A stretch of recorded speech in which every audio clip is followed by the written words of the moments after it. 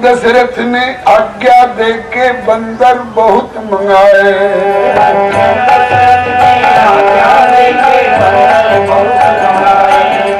रूठे राम लला को इनमें एक पसंद न आए।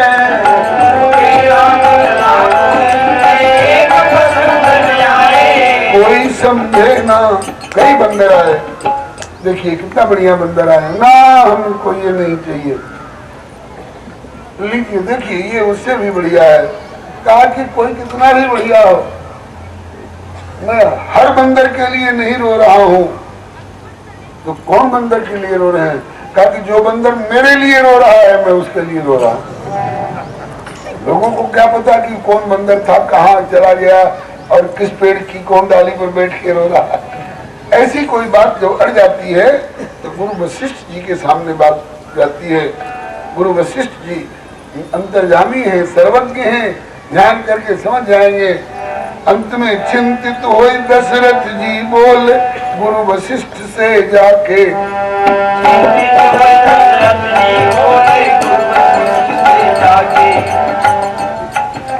किस बंदर हित में रघुवर देख ध्यान लगा के।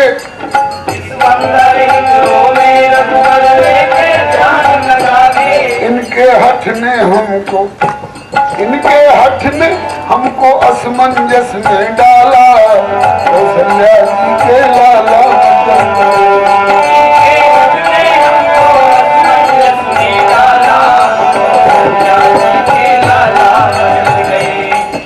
गुरु जी समझ नहीं आता है कौन बंदर के लिए रो रहे हैं। आप जरा ध्यान लगा में, गुरु जी ध्यान लगा के देखे और आंख खोल के बोले ओ तो बहुत दूर पर है, वो भी रो रहा है इनके लिए। कौन है?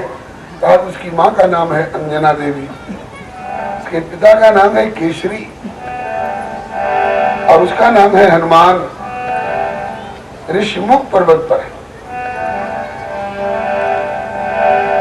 गुरुजी बोले जाहित रोवे राम बालहठ तत्पर, हनुमान है नाम बसे वह ऋषिमुख पर्वत पर।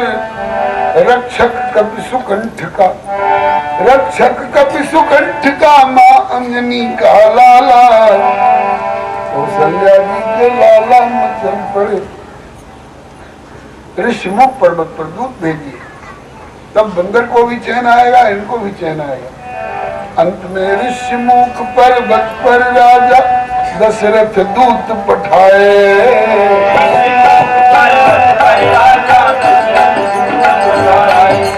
इतने रोवे रघुवर उतने हनुमत रोवत पाए।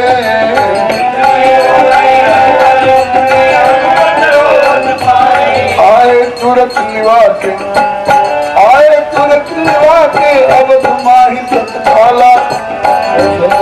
के लाला मचल पड़े।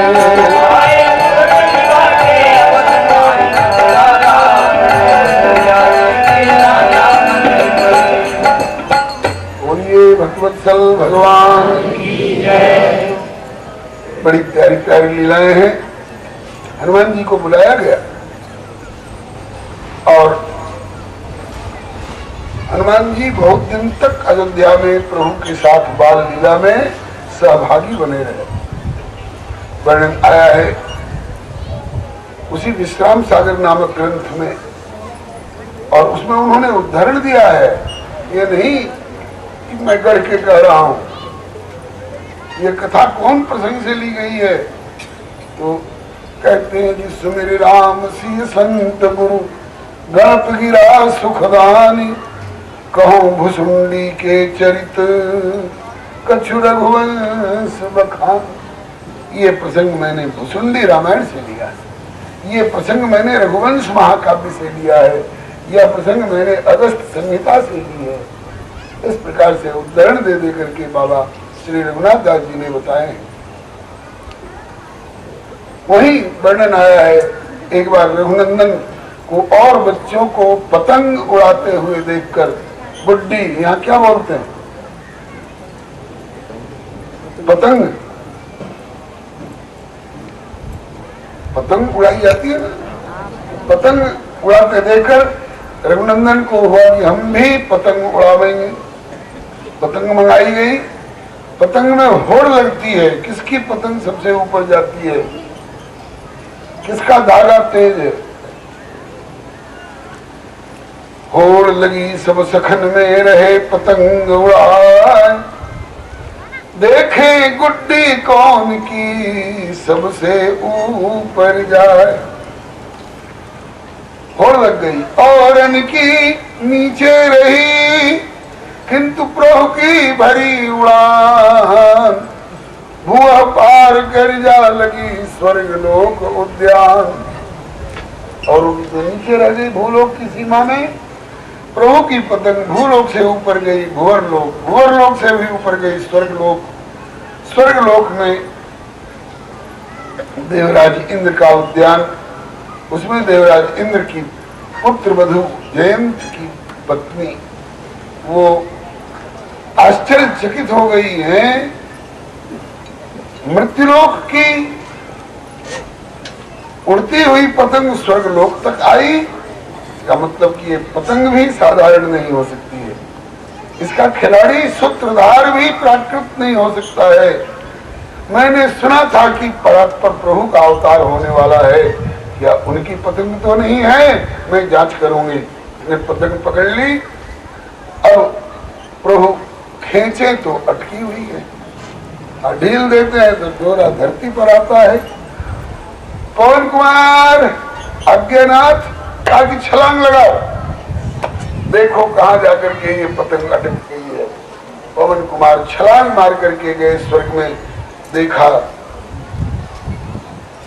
दे छलांग सुरलोक में पहुंचे पवन कुमार, और देखो पकड़ी पतंग एक देवी रही निहार। देवी कौन हो तुम? कहा मैं देवराज इंद्र की पुत्र वधू। क्यों पतंग पकड़ रखी हो? कहा कि मृत्युलोक की पतंग स्वर्ग में क्यों आई? इससे मैंने अनुमान किया कि ये पतंग भी प्राकृत नहीं है और पतंग उड़ाने वाला भी साधारण नहीं है। मैंने सुना था कि प्रभु का अवतार होने वाला है, क्या उनकी है? बोले हाँ उन्हीं की। कहा कि छोड़ दो। हनुमान जी बोले कि छोड़ दो। कहा कि अभी नहीं छोड़ूंगी। कब छोड़ोगी? कहा कि या तो दर्शन मिले या दर्शन का आश्वासन मिले। हनुमान जी फिर लौट करके आए और कह रहे हैं कि प्रभु तो देवराज इंद्र की पुत्र वधू ने पकड़ रखा है, और कहती है कि या तो दर्शन मिले या दर्शन का आश्वासन मिले। कब दर्शन मिलेगा तब पतंग छोड़ूंगी। तो प्रभु ने कहा कि हनुमान जी आपको तो मालूम है कि गुप्त रूप है उतरे प्रभु, और जय जान सब को मैं अपने नारायणत्व को छिपा करके नर रूप में लीला कर रहा हूं, प्राकृत राजकुमार के रूप में। किस लिए? नारद जी का वचन सत्य करने के लिए कि राजकुमार का धर नृप तन तन कृपाला, और वंचे मोह यवन धर देहा सोईतन धर्म सात्म किया। तो राजकुमार के रूप में, और रावण की आंख में धूल झोंकना है, क्योंकि रावण मरण मनुज कर जाचा। मनुष्य के हाथ से रावण ने अपनी मृत्यु मांगी है, इसलिए जब तक रावण मर नहीं जाता तब तक मैं अपने को नारायण के रूप में घोषित नहीं करूंगा। नर रूप में ही मुझे लीला करनी है, अपने नारायणत्व के ऐश्वर्य पर नरत्व के माधुर्य की कलई चढ़ा करके ये लीला करनी है। और अभी से मैं स्वर्ग की देवियों का आवाहन करने लग जाऊं कि आओ दर्शन करके जाओ, उनका तांता लग जाएगा, फिर तो मेरी भगवत्ता की पोल खुल जाएगी, भेद खुल जाएगा। अरे राम तो भगवान है, इनके दर्शनार्थ स्वर्गादि लोकांतर के देवता और देवियां ये लोग आते हैं। नहीं अभी नहीं। दूसरी बात यह है, कृष्णावतार में कोई भी आवे, कभी भी आवे, छूट रहेगी, लेकिन रामावतार में अभी मुझे एक नारी व्रतधारी रह करके लीला करनी है। तो अभी उन देवियों का जत्था यहाँ नहीं आने दूंगा, अभी मेरा ब्याह नहीं हुआ है। बोले तब कब? उसको आश्वासन तो मिले कि कब दर्शन करने के लिए आवे वो। जाकर कह दो कि मैं पहले बक्सर जाऊंगा, विश्वामित्र बाबा का यज्ञ कराऊंगा और उसके बाद फिर जनकपुर जाऊंगा, श्री जानकी जी के साथ मेरा विवाह होगा और 12 वर्ष अयोध्या में रहने के बाद जब मैं चित्रकूट में आकर के मुकाम करूंगा तो चित्रकूट में कोई आवे और दर्शन करे, मैं कोई इसमें इतराज नहीं। तो रघुनंदन की ये बात सुन करके हनुमान जी गए और कह दिया कि जब प्रभु चित्रकूट में रहेंगे उसी समय आकर के दर्शन कर लेना। तब उसने पतंग छोड़ी है और सचमुच में उसी आश्वासन के अनुसार चित्रकूट में जब वो आई दर्शनार्थ, दर्शन करके लौट गई तो उसके पति ने पूछा क्यों कहाँ गई थी, कहाँ गई थी तू? आज प्रभु का दर्शन करने के लिए है प्रभु की ऐसी कही। प्रभु कौन प्रभु? इतनी ऊंचाई पर रहने वाले देवराज इंद्र की पुत्रवधू होकर के और तो धरती पर रहने वाले राजकुमार को प्रभु बता करके उसका दर्शन करने के लिए जा रही है। अब वो बार बार कहे कि प्रभु हैं, ब्रह्मा जी आते हैं दर्शन के लिए, शंकर जी आते हैं दर्शन के लिए, माने ही नहीं। जयंत अंत में इसने भी चुनौती दे दी, जिस किसी भी तरह से हो जांच करके देख लो वो प्रभु है। जयंत में तमक करके कहा कि अभी जाता हूँ, बस सुरपति सुतधर बायस भेषा, सठ चाहा रघुपति बल देखा, कौआ बन करके आया। प्रसंग आपको मालूम है, अभी बाल लीला का प्रसंग है, केवल एक रेफरेंस दे दिया। यहाँ से वहां की लीला का संबंध आपस में जुड़ा हुआ है। इस प्रकार से प्रभु खेल बाल लीला में बड़ी प्यारी प्यारी लीलाएं करते हैं। हनुमान जी तब तक अयोध्या में रहे जब तक विश्वामित्र बाबा बक्सर से आकर के और इनको मांग करके अपने साथ ले गए। जब विश्वामित्र जी के साथ जाने लग गए प्रभु श्री राम लक्ष्मण, तो हनुमान जी उदास हुए, प्रभु क्या हो रहा है, हम भी चले साथ में? बोले अगर विश्वामित्र बाबा कहें तब तो चल सकते हो, और नहीं तो बोले कि ऋषिमुख चलो और वही प्रतीक्षा करना। और जब मैं 41 वर्ष का हो जाऊंगा, 40 वर्ष का समझ, 15 वर्ष की उम्र में विवाह होगा, विवाह के बाद 12 वर्ष अयोध्या रहेंगे तो 27 वर्ष के हो जाएंगे, 27 वर्ष की उम्र में वनवास होगा और 14 वर्ष का वनवास होगा, तो 27 और 14, जब 41 वर्ष का हो जाऊंगा तब ऋषिमुख पर आकर के दर्शन दूंगा, पहचान लोगे ना? कहा कि आपकी कृपा रहेगी तब तो जरूर पहचान लूंगा, और नहीं अब माया अब पर्दा डाल दो तो आपको कौन पहचान सकता है। इसलिए जब ऋषिमुख में प्रभु से भेंट हुई है हनुमान जी की, हनुमान जी रोकर कहते हैं, मोर न्याव मैं पूछा साई, तुम पूछो कस नर की नाई। ताकि आप पूछ रहे हैं तो हम भी पूछ रहे हैं, आप क्यों पूछ रहे हो? ताकि इसलिए पूछ रहा हूँ कि तब माया बस फिर भुलाना, ताते मैं नहीं प्रभु पहचाना। अरे तो पहचाना उसको जाता है ना जिसको पहले देखा वाला हो। तो बचपन में एक साथ रहे हैं, 8 वर्ष की उम्र से 15 वर्ष की उम्र तक, 7 वर्ष तक अयोध्या में रह करके आए। अरे बोले सरकार उस समय तो आप बालक के रूप में खेलते थे और अब तो तरुण रूप में, और बहुत दिन हो गए, उस समय राजकुमार के वेश में रहते थे, और नाथ अब तो आप वनवास के वेश, कठिन कोमल पदगामी, कौन है तुम विचरो तो माया उस भुलाना, ताते मैं नहीं प्रभु मोर न्याय, मैं जीव हूँ, जीवन को पर उतर आया हूँ, मैं पूछ सकता हूँ, आप सर्वज्ञ होकर मोर न्याय, मेरा पूछना न्याय संगत है, मोर न्याय में नहीं, लेकिन तुम पूछो कस नर की नहीं। कहा कि मैं भी नर की तरह लीला कर रहा हूँ, इसलिए मैंने भी नाट्य के अभिनय मंच पर मैंने नर की तरह तुमसे पूछी, बुरा मत मानो। सुन कपि जी मानसी जनी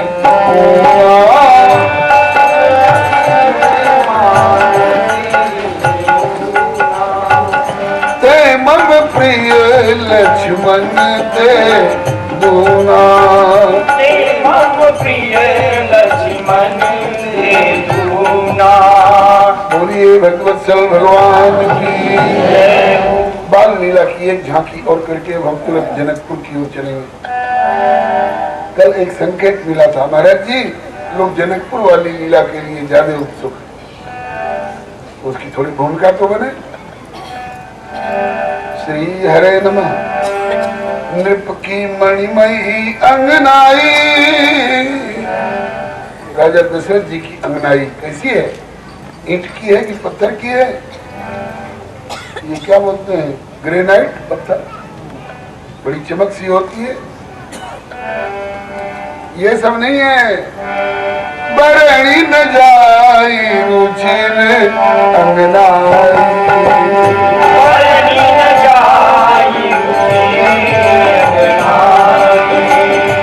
यह खेलई नितारी भाई,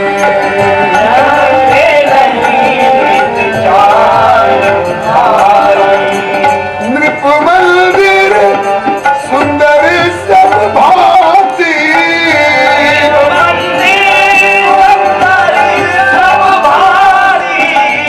खचित कनक मणि नाना जाति,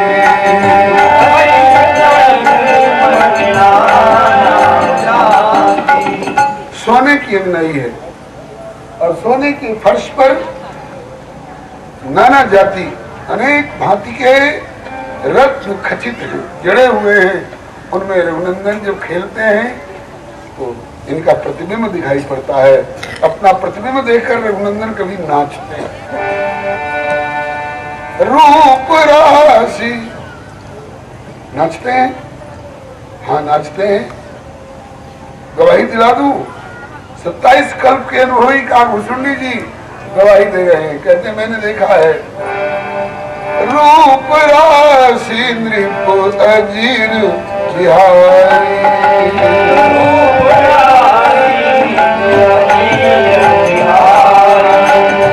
रूप राशि नृप अजीर बिहारी,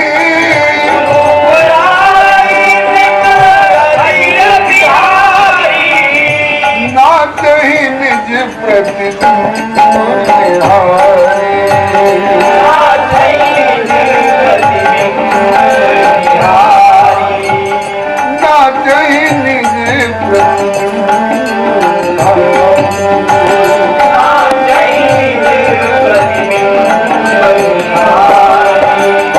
भरणी न जाई रुचिर अंगनाई,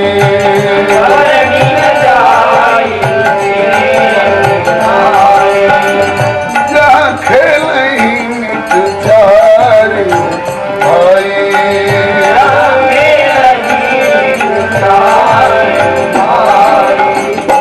नीचे मणियां जड़ी हुई हैं, उनमें रघुनंदन का प्रतिबिंब झलकता है।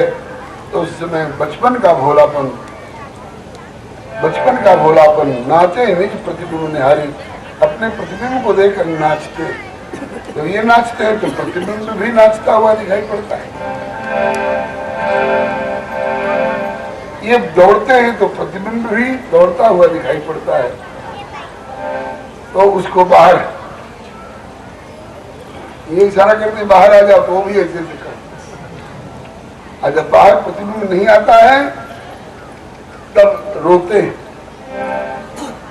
दो बड़े प्यारे प्यारे श्लोक मिले हैं इस भाव के। एक माधुर्य केली कादम्बिनी नामक ग्रंथ है श्री मधुराचार्य जी, उसका श्लोक है।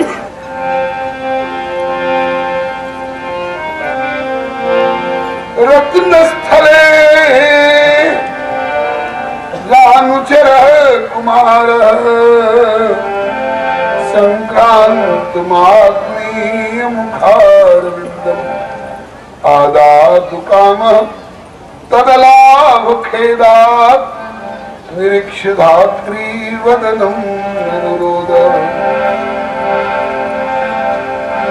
कभी तो एक श्लोक श्री मधुराचार्य जी का माधुर्य कादम्बिनी में से, और दूसरा श्लोक है श्री बिल्वमंगल जी कृत। श्री बिल्वमंगल जी कृत गोविंद दामोदर स्तोत्र का। बोलिए भक्तवत्सल भगवान की। दृष्ट्वातिरम्यम, ये माधुर्य केल कादम्बिनी का श्लोक है। दृष्ट्वातिरम्यम निज रूप मदभुतम शिलातले कांचन पीठ निर्मले मोह रामो रघुवंश भूषण सीते स्वालिंगन भावमश्नुते। ये मधुराचार्य जी का श्लोक है। और पहले जो निवेदन किया,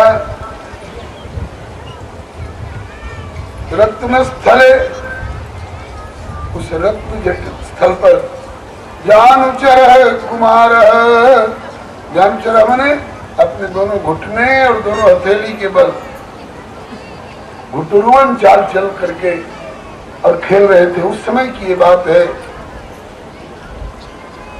आदा तुकाम, उस भीतर वाले प्रतिबिंब को पकड़ने के लिए, निकालने के लिए प्रयत्न कर रहे हैं, किंतु तब अलाभ खेदा, वो नहीं पकड़ पा रहे हैं, प्रतिबिंब को नहीं बाहर निकाल पा रहे हैं। तो तदलाभ खेदा मृक्ष धात्री वदनम रुदोदा, माँ की ओर ताक कर रो रहे हैं। कब हूँ अपनी परछाई लख के मुक्त होए रघुराई। कब हूँ अपनी परछाई लख के मुक्त होए रघुराई। कब हूँ अपनी परछाई लख के मुक्त होए रघुराई। कब हूँ अपनी परछाई लख के मुक्त होए रघुराई। मन में कहबे की आई बड़ी लाल साधनी। मन में कहबे की आई बड़ी लाल साधनी। खिलमिल खेले चारों भाई झांकी अजब बनी।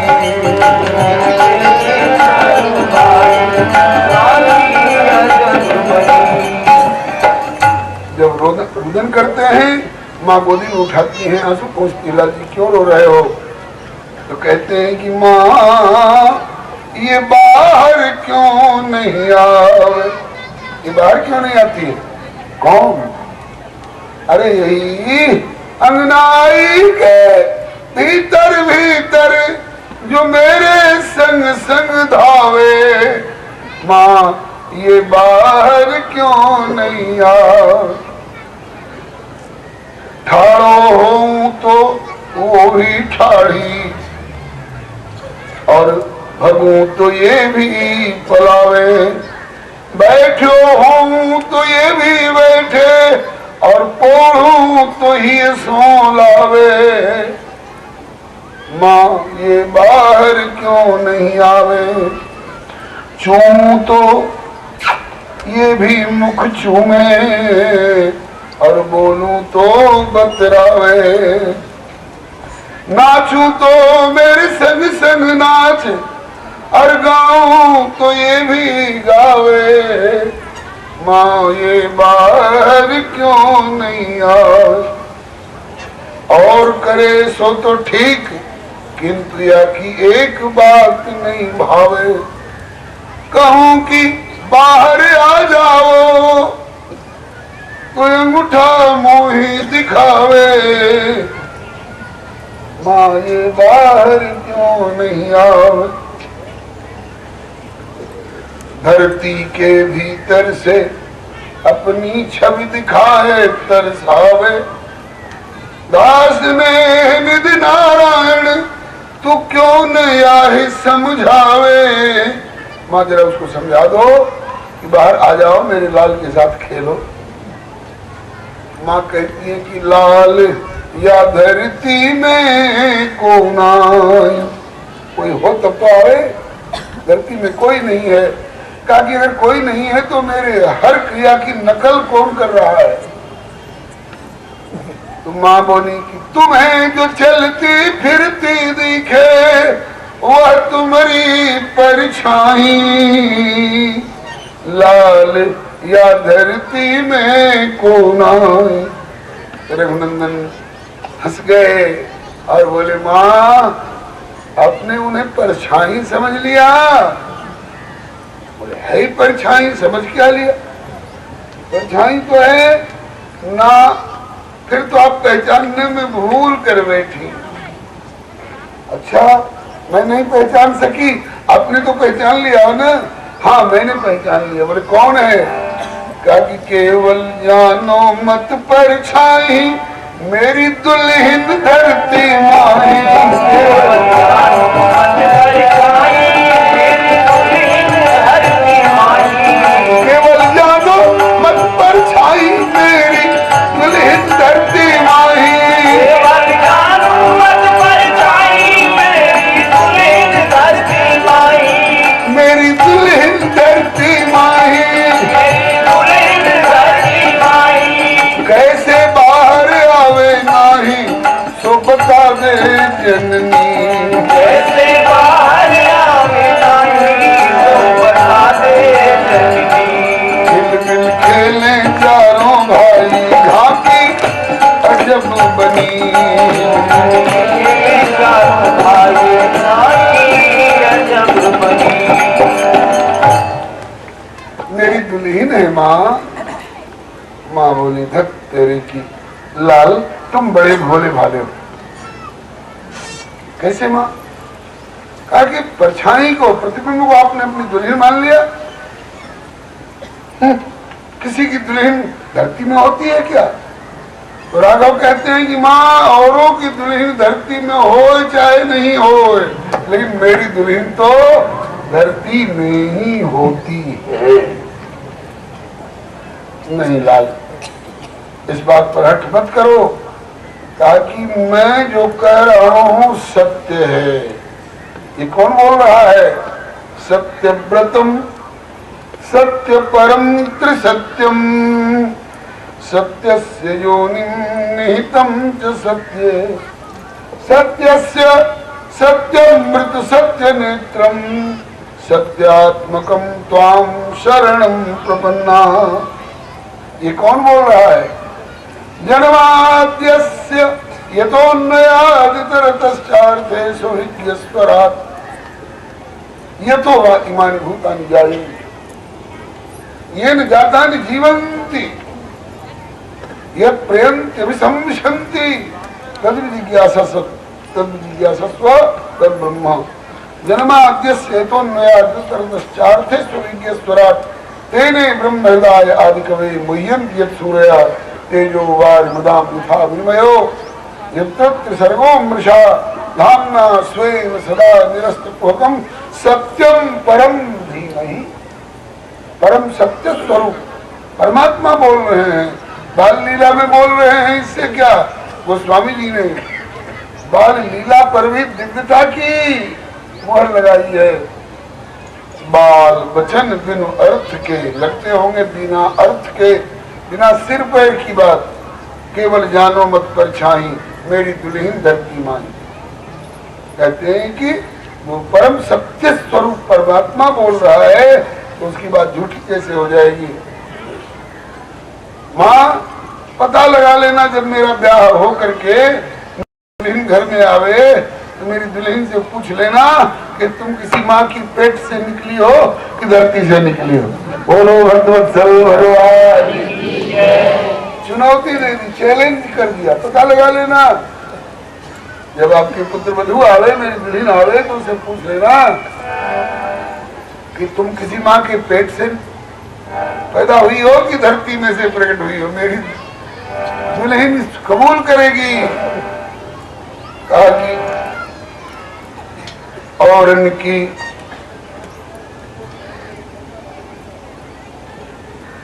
कहलाल और इनकी दुल्हन धरती में हो कि नहीं, लेकिन मेरी तो वचन अन्यथा हो न मेरो, मेरी तो धरती